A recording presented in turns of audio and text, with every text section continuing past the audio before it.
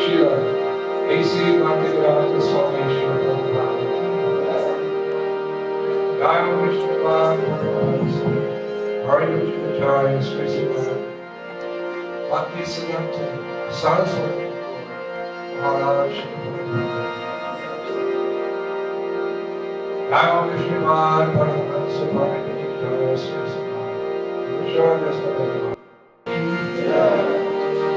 Jaya Sri Srimad Sri Shattana Bhaktivedanta Thakur Ananta Kori Varta Mundiki Namacharya Shri Thakur Prince of the whole Shri Krishna Chaitanya Prabhu Nityananda Shri Advaita Gadadhara Sri Vasari Om Shri Shri Radha Krishna Gopal Shama Prabhupada Vajubhumi Shri Radha Vimai Pranam Bhakti Devi Vasima ISKCON Rampally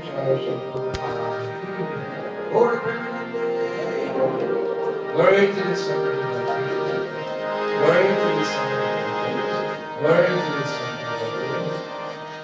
Glory to Shri Guru. Glory to Shri Guru.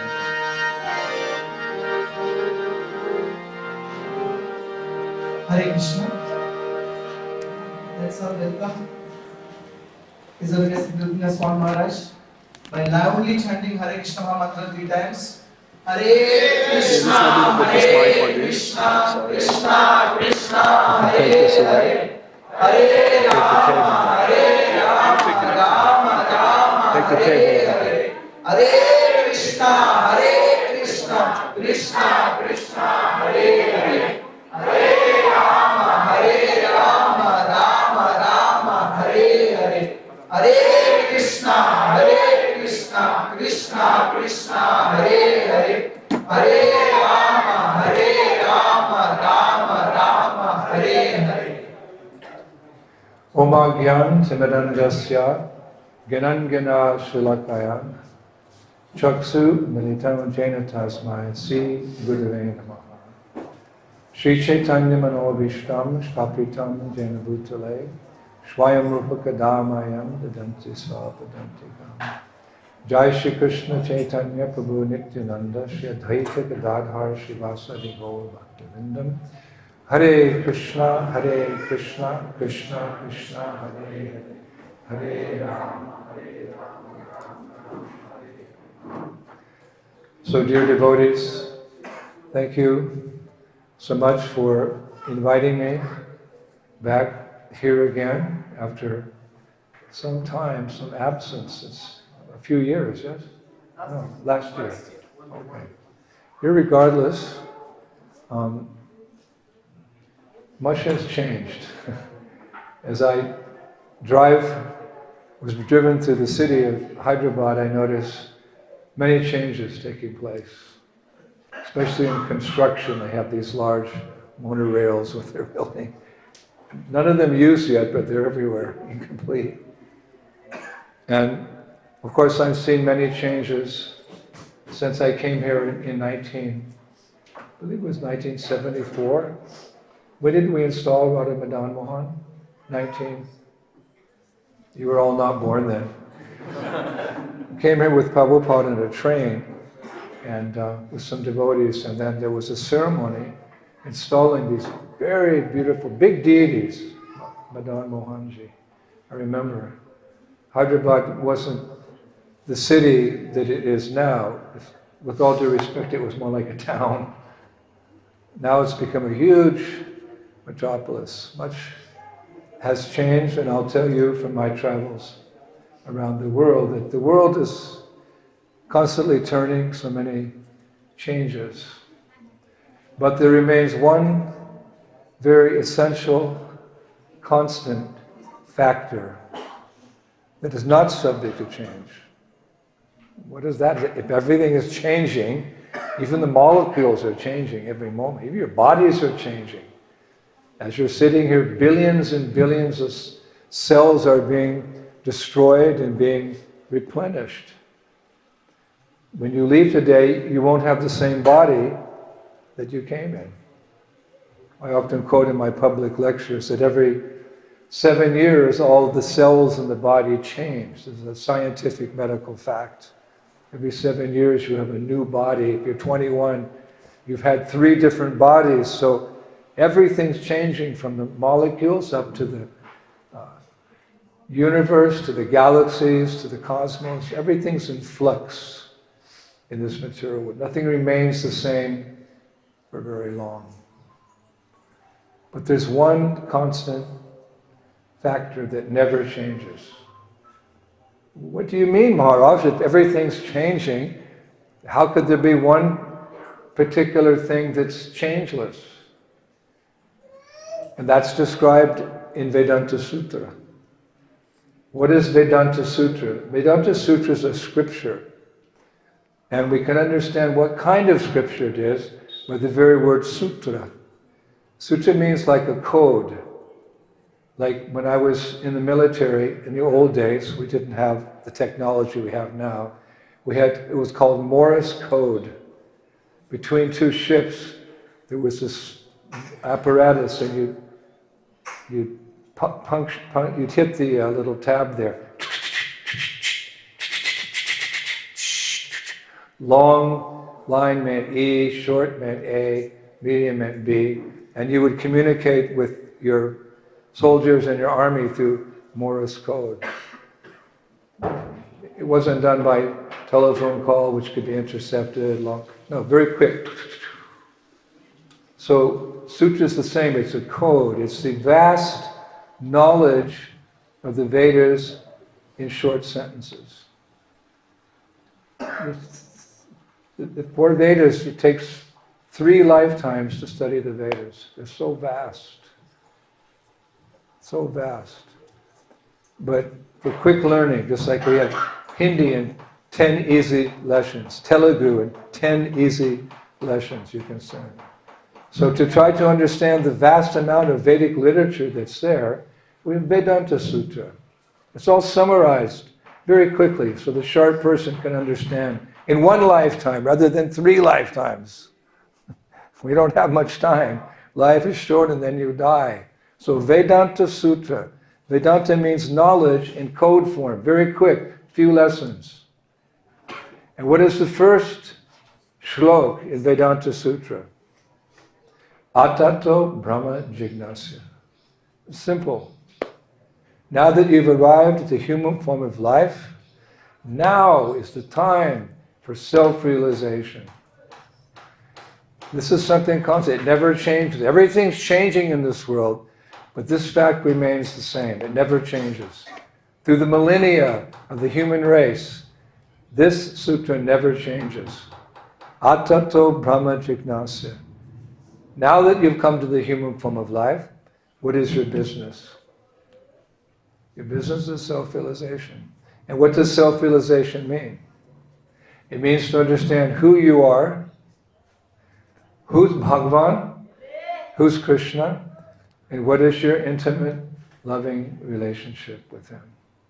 That's the purpose. If you do everything else but you don't do that, your life's a failure.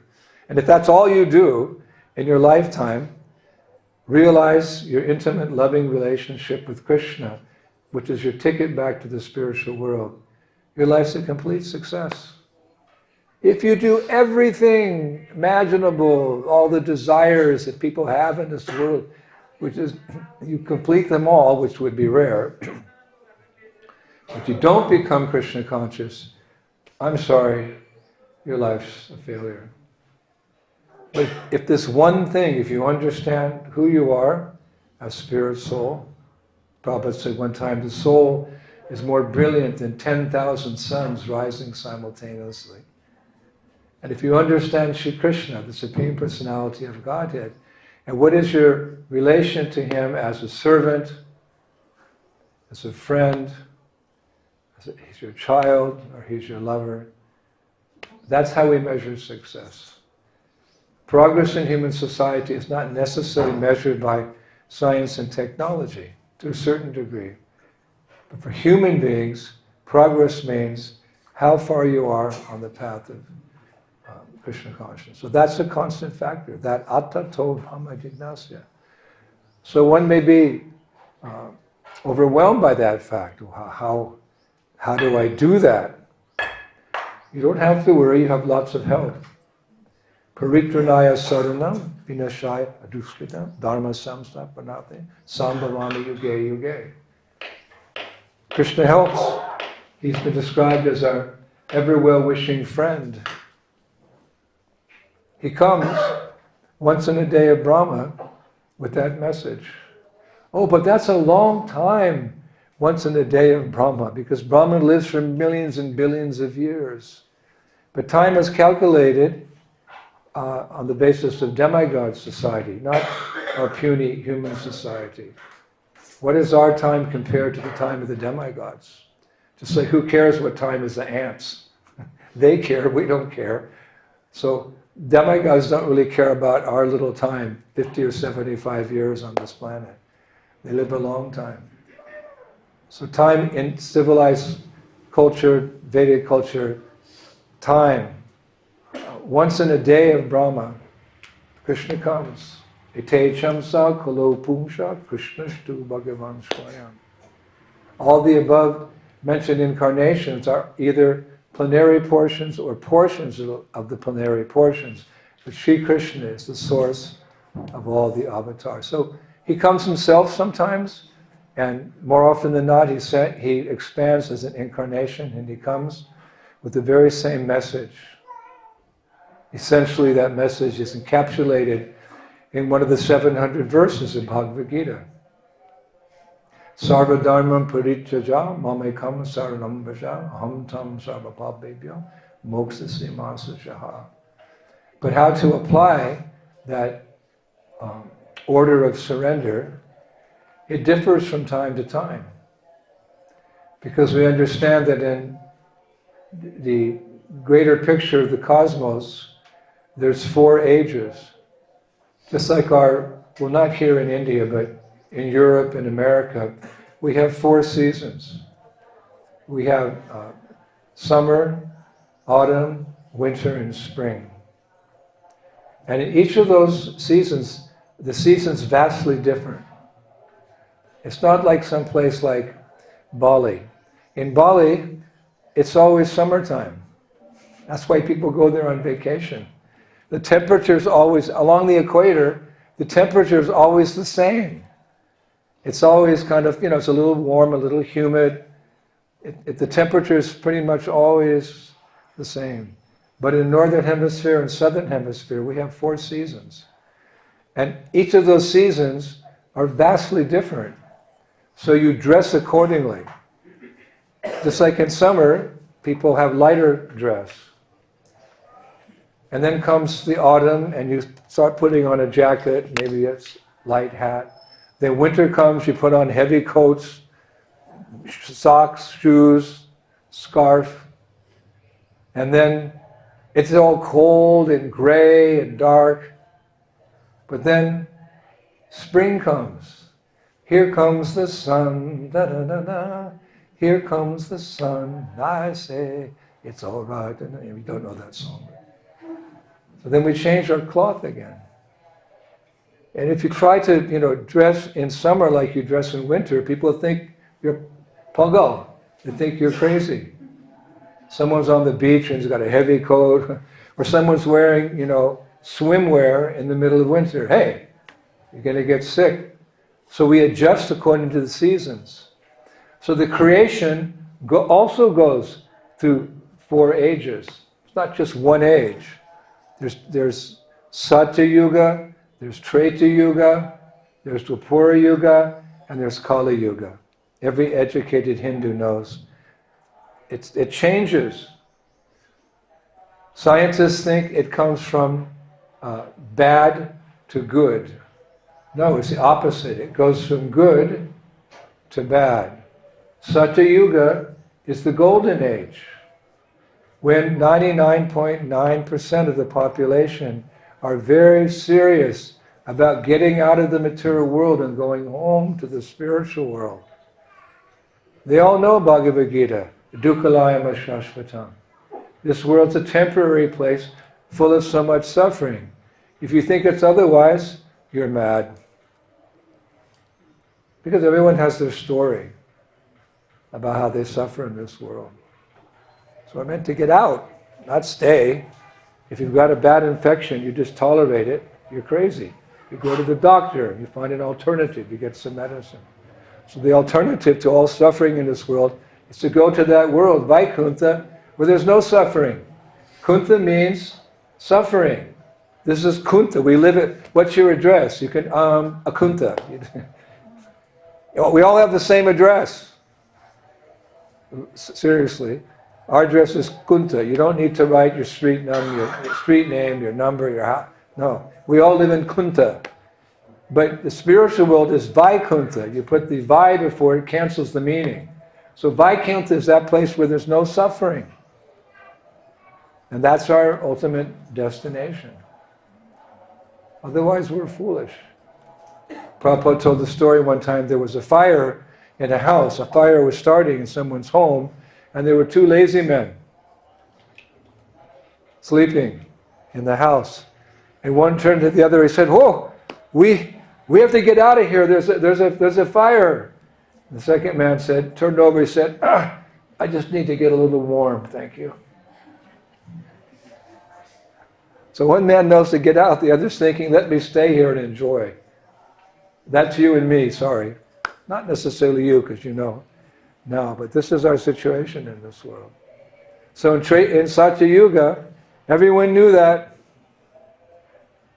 They lived for 100,000 years, don't doubt it. What do we know? Our senses are imperfect. What can we really understand? We have to understand through higher authority. Tadvidi paripatena paripashana sevaya upadekshanti te jnanash tattvadarshi. Tattvadarshis. Darshi means one who sees, and tattva means truth. So one who sees the truth sees the illusory happiness of this world and the reality of the spiritual world, and endeavors to get home out of this burning house of material existence. So they understood that. It was a little difficult, 100,000 years. You practiced meditation. 100,000 years. Then Treta Yuga came. Treta Yuga, there was ritualistic performances. The Agnihotra, the fire sacrifice, Svaha, Svaha. These rituals would purify you. Dwapara Yuga. In Dwapara Yuga, the process was temple worship. The Lord appears as the Murti, as the deity, made from material elements, but when installed by the Acharya, the deity becomes non-different than Krishna. How is that possible that the deity could be God? He's a marble statue. He's made of wood. How could he be divine? How could he be the Godhead? Well, it appears you haven't studied Krishna Consciousness 101, a term we use in America. Psychology 101, Mathematics 101. God's all-powerful. He can turn matter into spirit and spirit into matter as he likes. Even in this world we see the electrician, the person who deals with electricity, right? He has at his hands the electrical current. With that electrical current, he can give it to a heater and make something very hot. Or he can take the same current and give it to a freezer and make something very cold. It's up to his discretion. The electrician, yes? He has the energy. He can make something very hot. He can make something very cold. So that's a very mundane example.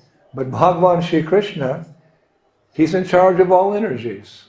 Aham savasya pabhavo matta sarvam bhavartate. From me comes everything material and spiritual. He's the Godhead. He's the source of everything. So he can take matter and turn it into spirit. And he can take spirit and make it into matter at his discretion. So don't think that like the Christians, with all due respect, They think we're worshipping idols. Are we so foolish? We have so many saints, so many acharyas who are like super excellent, intelligent persons, and they're worshipping the deity. Are they some fools? No. They're enlightened.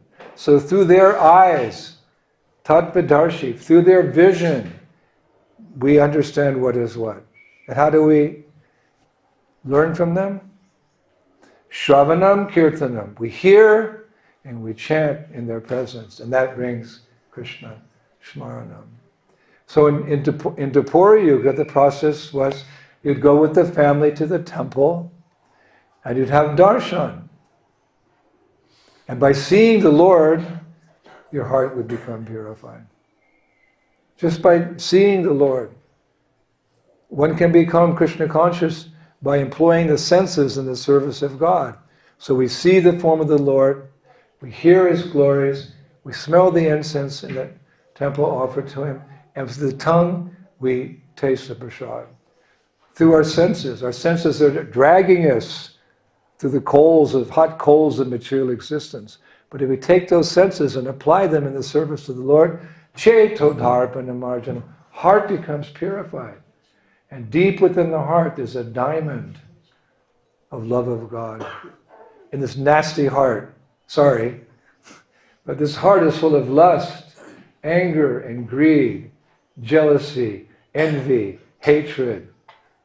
I'm just telling you what's inside. Doctor can't tell you, but sadhus can tell us what's in the heart. But it's known amongst those who deal with geology that within the coal mine, that's where you find diamonds. Because what is a diamond? A diamond is nothing but coal pressured over millions and millions of years. That's where diamonds come from. It's that hard, dirty, smelly coal. It's pressurized for millions and millions and billions of years, and then from the coal comes the diamond. The coal is useless. To some degree we use, but the diamond is priceless. So within the heart, the coal, all the nasty things, there's a diamond. That diamond is prema. It's your love for Krishna, which was once very brilliant in the spiritual world. But for one reason or another, we fell from grace into this material world. The diamond has been covered. So when you use your senses in serving Krishna, the coal-like desires, they go away and the diamond becomes revealed. So part of that bhakti yoga, using our senses in loving service to Krishna, you just see the deity. You hear the glories of the deity. You taste His prasad. And you smell the beautiful fragrance that's here. The senses become our friend. The moment our senses are our enemies, the senses become your friend. Just like a magnet. A magnet can attract or a magnet can repulse. A magnet has two potentials. A strong magnet. It's quite interesting how the material energy works. Prabhupada said one time, I heard him in Geneva, he said the whole cosmic manifestation is mystical. How this material energy is working, Prabhupada said, I was thinking, what's so mystical about it? But in time I learned these little things, they give you some idea. A magnet can repulse metal, or a magnet can attract metal. So similarly, our senses, when used for our own enjoyment to try to enjoy separate from God, they drag us down into the darkness of ignorance in this material. There's three gates leading to hell. Lust, anger, and greed. We're being dragged down. But you turn it around, that magnet of your desire, and you serve Krishna, then there's a transcendence. You go from tamas to rajas to sattva, and then suddha-sattva. Suddha-sattva means pure goodness. You transcend this world. It's so easy. Actually, it's easy. Material life is hard. Spiritual life is easy. As easy in Dwapara Yuga as coming and seeing Jagannath, Subhadra, and Baladev. But even more powerful than your seeing is the seeing of God. What's the use of these eyeballs? They're just some liquid and some stuff. What do we see? With our material vision, we cannot see what is spirit. One time in Vrindavan, Prabhupada was describing the glories of Vrindavan. Devotees were sitting with him at the Radha Damodar temple in the early years. And Prabhupada, Chintamani Pakata Sadamasu Kalpa Vriksha Laksha Viteshu Shudabir Abhipayantam. And he's describing the desire trees and the beautiful flowing Jamuna River and the parrots and the devotees and their different humors and loving relationships in Krishna's Tribhanga Sundar, made of eternity, knowledge and bliss, and the beautiful flowers. And he's describing Vrindavan. And then he asked for questions. One devotee raises his hand. He said, Prabhupada, you're describing the beauty of Vrindavan in such a wonderful way, but when I look around, I only see dilapidated buildings, rickshaw-wallas, arguing for money, pigs, sewers, stool. I don't see Vrindavan like you're describing it. And Prabhupada said, yes, that's because you have a speck in your eye. The devotee took off his glasses. On Prabhupada, it still looks the same. But spiritual masters, he said, no, that speck in your eye is your desire for sense gratification, for material enjoyment. Remove that material enjoyment and you'll see Krishna as he is.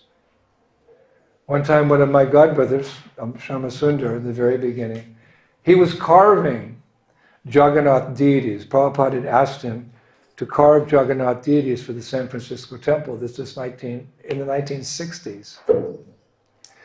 So he's in a room and he's carving, and he was becoming a devotee. He wasn't a full-fledged devotee. He was, Confucius says that the longest journey begins with the first step. So he's doing his best, but he had a habit of smoking. So he's smoking a cigarette, carving the Jagannath deity. And there's Balaram and there's Subhadra. So he's working on Balaram, so he takes the cigarette and he puts it, on the edge of Jagannath, just temporarily while he's carving. It's over, but the smoke's coming. But you probably don't know, but on the table they'll put their cigarette like that.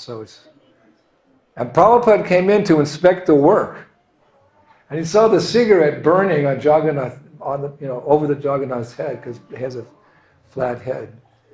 And Prabhupada, he said, why are you letting this habit of smoking coming between you and God? It's coming between, because it's sense gratification means for me, bhakti means for Krishna. Lust means for me, love, real love, means for God. Love here is a perverted reflection. It's not the same.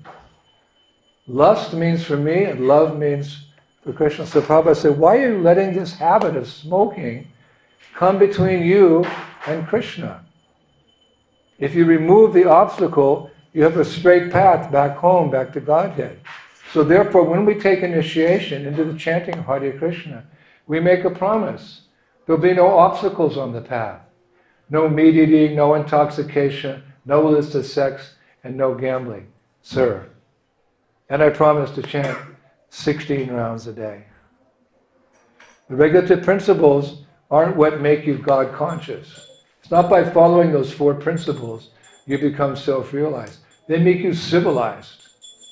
Only a civilized person in the mode of goodness, can transcend this material world and go back home, back to Godhead. So we follow the regulative principle. What propels us back to Godhead? What gives us the prema? Hare Krishna, Krishna Krishna, Hare Hare, Hare Rama, Rama Rama, Hare Hare. So there's some purification in coming and seeing Jagannath. But how much more powerful is his vision? God is very great and we are very small. And his senses are different than our senses. His senses are interchangeable. Like when you're offering the prasadam, he's eating it, but I don't see him eating. No, his senses, the spiritual body, it's very mystical. These things cannot be understood by logic and reasoning. The spiritual body, material body is made of bones and bloods and hairs and urine and stool. And spiritual body, the elements are eternity, knowledge, and bliss. That's the spiritual body is made of eternity, knowledge, and bliss. And it works in a very amazing way. When you're offering prasadam, Krishna is eating through his ears. Because you're praying. You're not just putting the plate in front of him. Namo Mahabadanaya Krishna Prem Padayate Krishna Krishna Chaitanya Namne Go Krishna Namaha Namo Brahmanda Devaya Go Brahmani. You're saying prayers. My dear Lord, please accept this part. So he's hearing you, and by hearing, he's enjoying the prasadam. This is Krishna. God, like if we want to create something, we have to work hard, pound, screw it, put it together. The Bible, the Christian Bible said, God said, let there be light. The creation just lit up like Diwali. There's so many decorations in Diwali, right? So the Lord, there was no light, it was all darkness. We accept that. The material world is darkness and darkness of ignorance. So in the Bible, the Lord said, now let there be light. Boom! By speaking, he created light. So his body is different than our body. So when you offer the prasadam, he hears. And with his eyes, my point is, with his eyes, he can purify your heart. Just by his glance, your heart becomes purified. And to a certain degree, as you advance by his glance, your prema bhakti awakens. Therefore, a serious devotee spends time in front of the deity. He just doesn't think, oh Krishna, I like the outfit you made. The pujari made a nice garland and they curled your hair nicely, and I got to go to school now. I got to go to work. No, that's the highest meditation. People want to meditate in spiritual life. The highest meditation is the Archa Vigraha, the form of Krishna. Krishna is the reservoir of all beauty. So you need not see beyond the form of the deity. And as you are seeing the deity, deity is also seeing you. And you are very fortunate here because you have Jagannath. And Jagannath does not blink. Have you ever seen him blink? His eyes are wide open because he's very merciful. When he goes on his Rath Yatra through the town, it's not for us he's going on Rath Yatra. We're there, we're assisting him. Why is he going on Rath Yatra? To reclaim all his sons and daughters. In America, in Uganda, in Rwanda, in Korea, in Russia.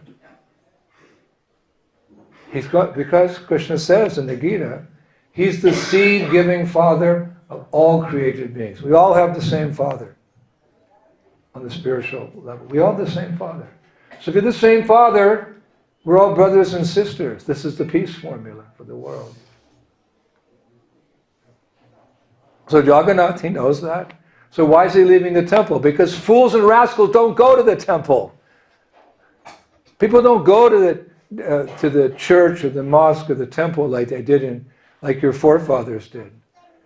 On holidays, they go to the beach, they go to a drive, they have a special dinner at home. They don't go to the temple. So Jagannath leaves the temple. All right, if they don't come to me, I'll go to them.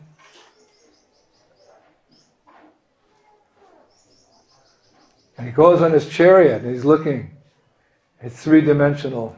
His eyes are here, but he can see. Abhigyanar Swarat. God is everywhere and he knows everything. This is God. Abhigyana Swarat.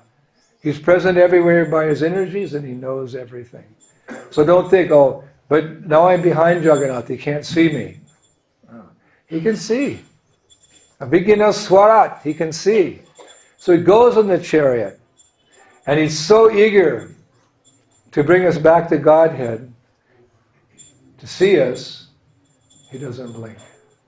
This is God. This is how kind he is. He doesn't blink. He's going down the road like that. Did you see him blink? No, he's going down the road. And that glance is the most precious thing that we can desire. Lord Shiva, in one of his prayers, famous prayers, he's asking for the sidelong glance of Srimati Radharani. Because Radharani is the compassionate feature of Krishna. She's Ladini Shakti. She's the internal pleasure potency of Krishna. She's very compassionate. Krishna can be hard like a thunderbolt and soft like a rose. And in this feature of Srimati Radharani, Ladini Shakti, this is the rose, this is the pleasant rose, so this compassionate nature. Vrindavaneshwari Srimati Radharani ki.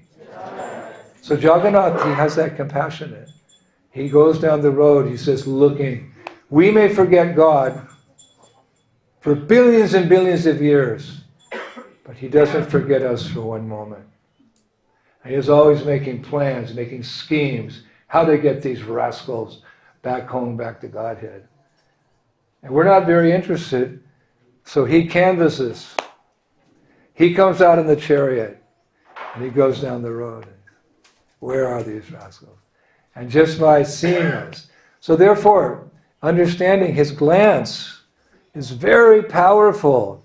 It pulverizes the material desires in our hearts and brings forth that diamond of prema. So therefore, devotee will spend time. Because he knows, I'm not just looking at Krishna. Krishna's looking at me. Think of it like that. What does darshan mean? Darshan means, okay, darshan means I'm going to the temple so Krishna can see me. Let's have that faith. My dear Lord, you are not a statue. You are directly the son of Maharaj Nanda. That was the Brahmin boy when he went to Shakshi Gopal in Vrindavan. Shakshi Gopal had stood as a witness when an elderly Brahmin had promised a young Brahmin, when we get back to Orissa, I'll give you my daughter in marriage because you've been such a good servant. So the deity was there. In Vedic culture, there's some important deed to be signed or something to be agreed upon in the community. They'd go before the deity. And they'd sign the paper, they make the promise or whatever. So that when they got back to Orissa, the boy, the elder Brahma said, no, you're of a lower Brahminical community than mine. I can't give you my daughter. So the boy was a pure devotee. He went back to Vrindavan and he stood in front of the deity. He said, sir, you were there when that Brahmana promised me his daughter. Will you come to Orissa and stand as my witness? He's asking the deity. He's 12 years old, but he had so much shraddha, so much faith in Krishna, shraddha. One time I asked Tamal Krishna Goswami, my godbrother, what quality should we look for when we're accepting disciples? What's the most important quality of a disciple? He said, Guru Nishta. The most important quality of a disciple has faith in the Guru. Yasya Devi Para Bhaktir Yata Devi Tata Guru. One whose faith in the spiritual master in Krishna, all the purport of Vedic knowledge is revealed. So this little boy, he's standing in front of this tall, massive stone deity. He said, Lord, you were there, remember? How could you forget? We forget, you never forget. Can you come and stand as a witness in Orissa? So Krishna said, yes, I will come. And you will know, she said, I will walk to Orissa with you. I will walk. And you go forward, and I'll walk behind you, and you'll know that I'm coming by the tinkling of my ankle bells. Don't look back. Have faith. You'll understand. Look at the tinkling, the ankle bells. And when you turn around and look, I'll stop there. So the boy said, but you're a deity. How can you walk? And the Lord said, young man, if I can talk, I can walk. So they left. And this is a true story. Of course, a mundane person without any spiritual education may doubt it. But what is that? So in conclusion, we should have faith. We should have faith. They walked and they walked and they walked and they walked and they got to Orissa. And when it was at the proper place in the village, the boy turned around and he wasn't surprised. When we hear of miraculous things in Krishna consciousness, like you read Chaitanya Charitamrita, Mahaprabhu cured the leper. What was his name? Kartamashi? Yeah. He made the tigers and deer in the Jharikanda forest dance in ecstasy and embrace and love, because all the envy was gone in their hearts. So these things, we don't take them as some, whoa, really? How can... So when we come before the Lord, we should stand before the Lord and have full faith that He's...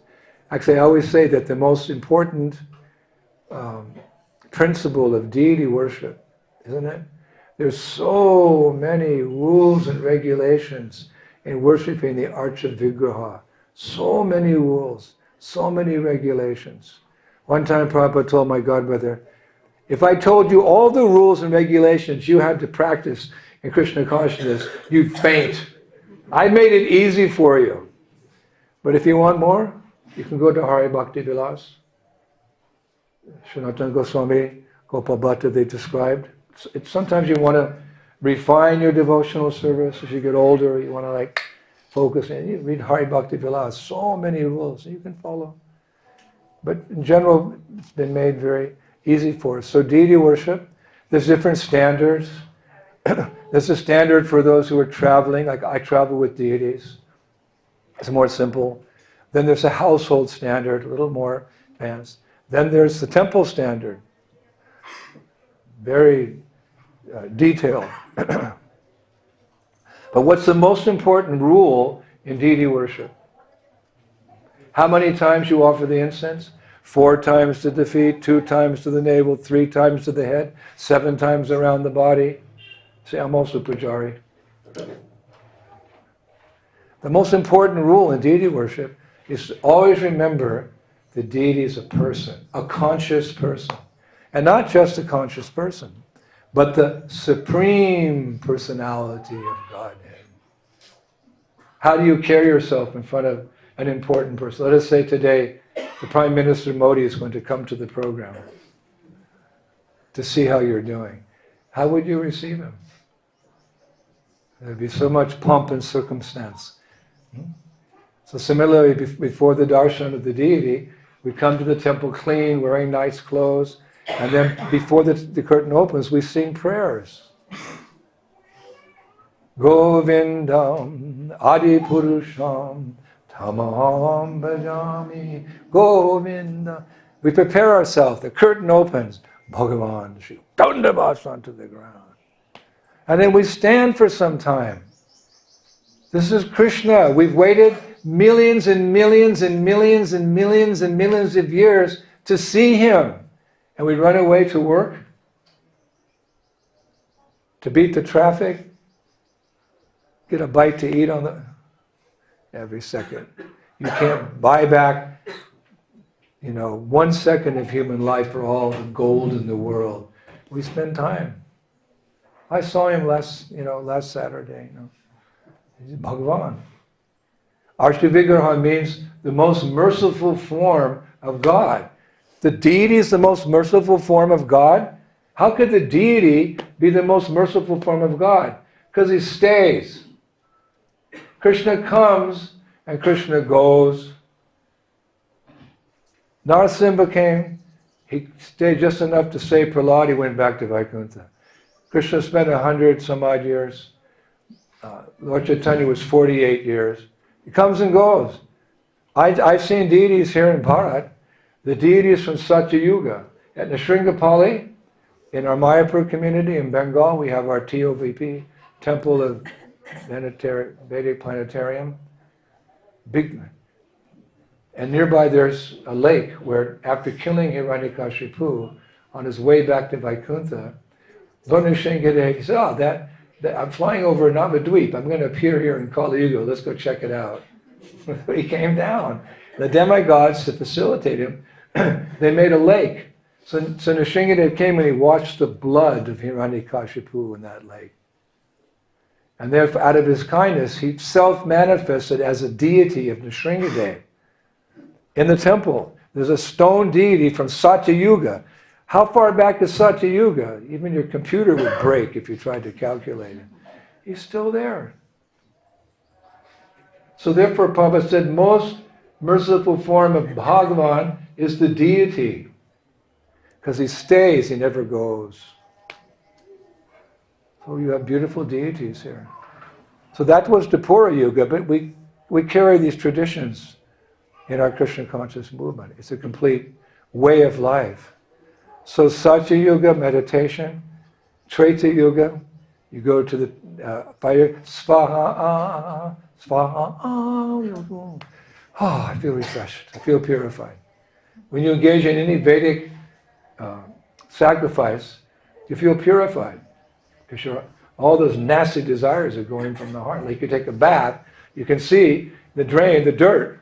So when you do anything, Shravanam, Kirtanam, Vishnu, Shmaranam, Padasevanam, Artanam, Bandham, Dasyam, Sakyam, Atma Nivedanam, one of the 9 processes of devotional service, because the heart, the subtle body, we have gross body, subtle body also has to be cleansed. How do you cleanse the subtle body? Swallow some soap? No. Hare Krishna, Hare Krishna, Krishna Krishna, Hare Hare. Hare Rama, Rama Rama, Hare Hare. So then, Kali Yuga. You do not want to be born, believe me, you do not want to be born in Kali Yuga. Oh, wait a minute. We're all born here. Don't want to do it. This is the age of quarrel and hypocrisy. We're only 5,000. It started when Krishna left this planet. The very day Krishna left the planet, Kali Yuga, the Pura Yuga ended and Kali Yuga began. All the sages, they got together in a place called Naimisharanya. They're all on anxiety, all stressed out. Wow, this is the last of the ages. And they're always thinking about the welfare. Sadhu is always thinking of the welfare of others because Shantushti, in his heart, he's satisfied. He doesn't need anything. He's got bhakti. He's the richness of the heart. He has prem, he has love for Krishna. That's nothing, you don't need anything more after that. You don't anchor. So they're in the forest of Naimisharanya. What about these poor people who are going to take birth in Hyderabad? That's you. Or the earth planet. They're thinking what to do. They get different proposals. Then Shuta Goswami comes and he says, refers to this mantra, Hare Krishna, Hare Krishna, Krishna Krishna, Hare Hare, Hare Rama, Rama Rama, Hare Hare. Kartavashi, come forward. Kaler dosha, devashan, asteka mahaguna, kirtanadeva Krishnasya, mukta sangha. In the age of Kali, the only means by which one can... That's not the actual verse. What's the actual verse? Ocean of faults. Aha. This Kali Yuga is an ocean of faults, but there's one good thing left. Chanting of the holy name. Ocean. I don't know if you've ever traveled on an ocean. I've traveled across, I've been on the Atlantic, the Pacific, different oceans. That's not a Kali Yuga smile, that's a Satya Yuga smile. I've been on the ocean. My father was a sailor at one point in his life, and we'd go sailing, and we'd be out, way beyond San Francisco. I was getting nervous. Papa, what happens if we capsize? He said, don't worry, son. Water, water everywhere, but not a drop to drink. You know that. If you're a sailor, you know. You're out in the sea, your boat, you're too far away, you run out of supplies, you're drifting. There's so much, you're so thirsty, but you can't drink salt water, you'll die. Water, water everywhere, but not a drop to drink. It's a good title for this lecture. That's the material world. You just can't be satisfied here. Water, water everywhere. So that's an ocean. That's an ocean of water. We hear in the Bhagavatam there's oceans of milk. There's oceans of ghee. There's oceans of nectar. I'd like to swim in an ocean of nectar. I'd like to swim in an ocean of milk. Ooh, that'd be fun. Good for my skin. Prabhu is we're in an ocean of poison, Kali Yuga. We're in this terrible ocean, material existence, quarrel and hypocrisy, and it's just getting worse and worse and worse and worse as days go by. So there's no hope. There's no hope in Kali Yuga. There's no fundamental principles of religion, cleanliness, truthfulness, mercy, and austerity. Those are the building blocks of religion. And then comes the devotional practices. We're stuck in the mud.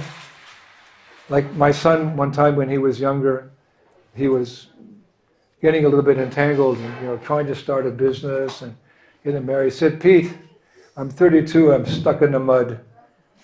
Stuck in the mud. He got out of the mud, he's a good boy, he's a devotee, and now he's doing well. But remember, Pete, I'm stuck in the mud. We're all stuck in the mud of material existence. There's no hope. It's hopeless.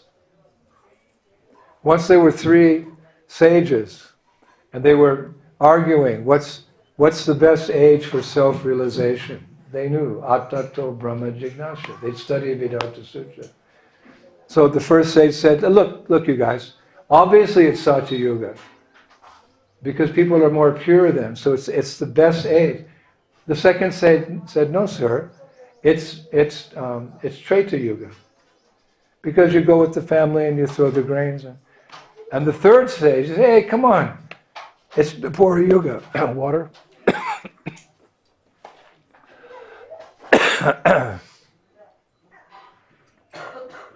He said, it's Dvapara Yuga. Okay, give me that, yeah. It's Dvapara Yuga. Because you just go to the temple and see the deity. And the sages like to debate, so they're debating on, no, it's Satya Yuga, no, it's trade, no, it's back and forth arguing, and push came to shove. And they thought, how are we going to settle this argument? We'll go to the Himalayas and we'll ask Srila Vyasadeva. Because Srila Vyasadeva still is living in the Himalayan mountains. And he's the supreme authority. He wrote down all the Vedic literature. So they left and they went to his ashram in the Himalayan mountains. At that time, Srila Vyasadeva was taking a bath in a water tank. He was under the water. So all the three sages, they came and they called out at one time, "Oh, Srila Vyasadeva! Supreme authority on Vedanta! Please come out and tell us, what's the best age for self-realization?"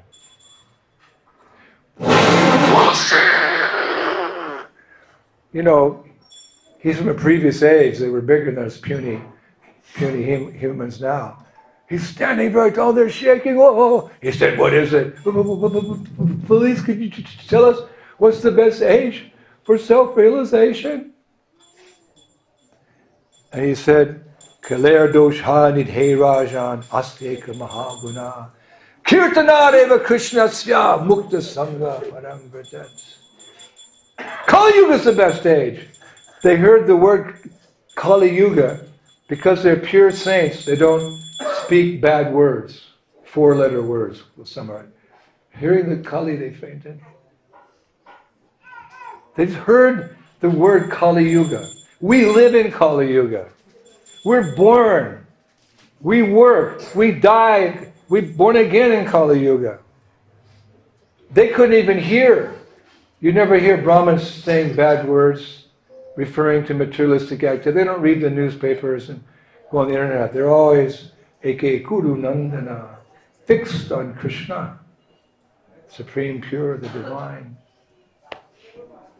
They fainted. So they came to and they said, "Did you hear that?" "What?" "No, I didn't." They didn't want to repeat it. He said something. Don't say it. So they think he might, maybe he had water in his ears, Vyasadeva. He didn't hear. So again, "Whoa, to the Vyasadeva! Please come out of the water." And he's again underneath. "Tell us what's the best age what's the easiest age to become self-realized?"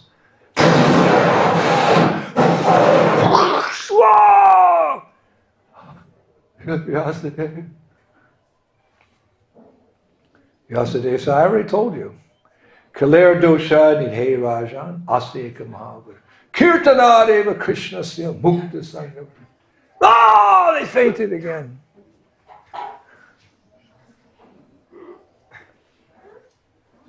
So what happened? Third time. In Vedic literatures, you hear 3 times. There's 3 Vedas, the 3 modes, Krishna's Lord of threes. Brahma, Vishnu, Shiva. Third time, guess what happened? They asked him. He came out, "Kaleb Loshani Hey Rajan Asteka Mahaguna Kirtadeva." I told you guys, Kali Yuga is the best. So they're, but why? So then he said the verse. "My dear king, although Kali Yuga is an ocean of faults, there is still one good quality about this age." What? "In the midst of all this muck, there's a diamond. Simply by chanting the Hare Krishna Maha Mantra, one can become free from material bondage and be promoted to what? The transcendental kingdom." We all, kingdom's kind of a attractive phrase, a kingdom. I like to go with a kingdom. But this is a transcendental kingdom, where every word is a song, every step is a dance, and there's a Sunday feast every day. There's a festival every day. So that is our goal. That is where we should want to go. That is where we want to proceed. And by coming to this improvised temple for now, one day you'll build a big temple, I'm sure. You have Sitaram, Lakshman, Hanuman. You have Jagannath, Subhadra, Baladev, most merciful. You blink in front of him, you waste time. Gopis would complain to Krishna. No, they complain to Brahma, the creator. "Brahma, you're such a rascal." "But why?" "Because you gave us eyes that blink. So when we're with Krishna, we miss a fraction of a second to see him." And they want to see Krishna all the time. Because they love Krishna more than anyone's ever been loved before. And when you love someone, you want the constant association. So baby's crying, that's a sign that it's time to stop the lecture because I'll get disturbed. So you have Jagannath, Subhadra, Baladev, and you have Bhagavan Narasimhadev. And you have the most important thing, you have the chanting of Hare Krishna in the midst of Kali Yuga. You can achieve the same perfection that the sages achieved in Satya Yuga by meditation. You can achieve the same perfection that the people in Treta Yuga achieved by the ritualistic ceremonies, by chanting Hare Krishna. You can achieve the same perfection that those in Dwapara Yuga would achieve by going to the temple, by chanting Hare Krishna. And because it's so simple, therefore Vyasadeva concluded, Kali Yuga is the best age for becoming self-realized. It goes against all logic and reasoning. But we don't work on logic and reasoning. We work on transcendence. We work on the principle of Kripa. That of all the incarnations of the Lord, Lord Chaitanya is the most merciful. Krishna is very kind. He makes one condition. If you want to become my devotee, just do what? Surrender. Sarva dharmam parityaya mamekam sa. He said, you just surrender to me. Then I'll protect you from all the sinful reactions of the millions of lives, okay? I'm not asking more than that. Not a complicated contract. The contract is, you surrender, and then you're mine. I am yours and you are mine. You simply bow down. Even that they won't do. He makes one condition. But Lord Chaitanya makes no conditions. He sends the Harinam party out. Chant loudly, Hare Krishna, Hare Krishna, Krishna Krishna, Hare Hare. You're mine. If you walk by, you hear the mantra, it's only a question of time. In this life or the next, you will join this Hare Krishna movement. That's a fact. It's described in the Vedas that when the Ratha Yatra cart is going down the road, is some poor, ignorant person sitting down on the road, and just out of respect, he stands up. He sees the cart coming. Oh, get on. Actually, nectar devotion. Prabhupada's nectar. Bhakti Rasamrita Sindhu. Rupa Goswami. If that ignorant beggar just out of a little respect stands up to receive the deity, he's considered an eternal associate of Vishnu. This is simply a movement of mercy. Causeless mercy. Shakespeare said this. He said, like mercy, it falleth from above like gentle rain upon those below it. We're just bathing in constant mercy, coming in all different directions. The glance of the Lord, the taste of His food, the smell of His incense, but particularly when He dances on our tongue when we chant Hare Krishna, Hare Krishna, Krishna Krishna, Hare Hare. Hare Rama, Hare Rama, Rama Rama. So take advantage, take full advantage. And then Prabhupada said one time, what will be the result? Chant Hare Krishna and your life will be sublime. That's the original quote. For whatever reason, somewhere along the way, some devotee wrote it, chant Hare Krishna and be happy. Okay, but sublimity is something different. It's more refined, right?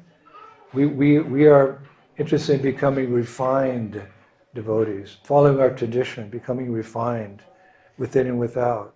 So Prabhupada paraphrased it, chant Hare Krishna and your life will be sublime. Okay, so that's the conclusion. I leave you with those words. Chant Hare Krishna and your life will be sublime. Thank you so much. All the best in your wonderful center here. I hope to meet you very soon back home, back to Godhead. All glory to Srila Prabhupada ki! Hare Krishna.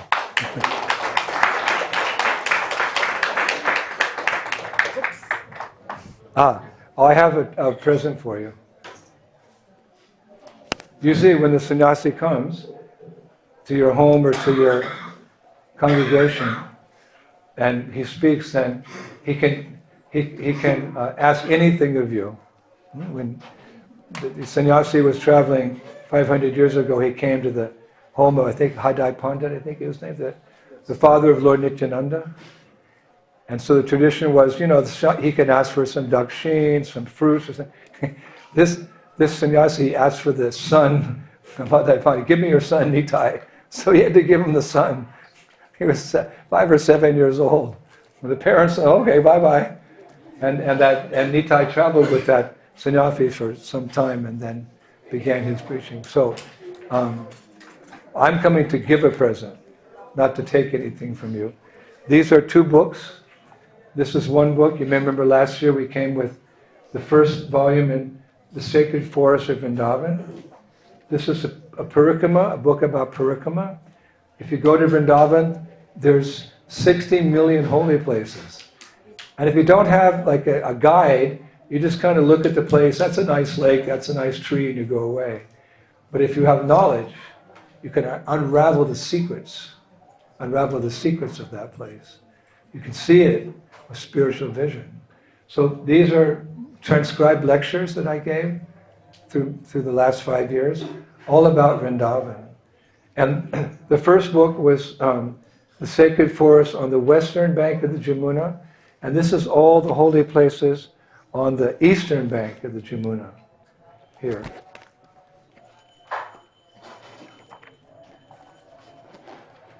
Just different chapters. Let's see what the chapters say in this book.